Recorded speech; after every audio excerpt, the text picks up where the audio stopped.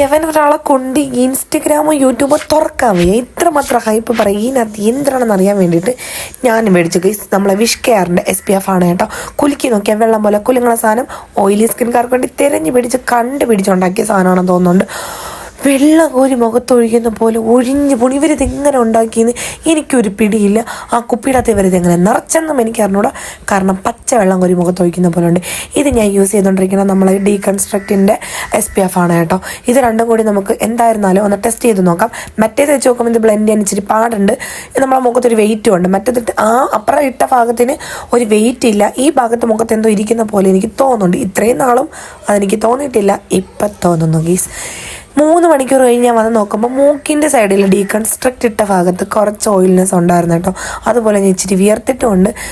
അങ്ങനെയാണെങ്കിൽ ഇവൻ സൂപ്പറാണ് കേട്ടോ. ഓയിലി സ്കിൻകാർക്ക് അടിപൊളിയായിട്ട് മേടിച്ച് ട്രൈ ചെയ്യാം. എൻ്റെ നോർമൽ സ്കിന്നാണ്, എന്നാലും ഞാൻ ഇനി ഇത്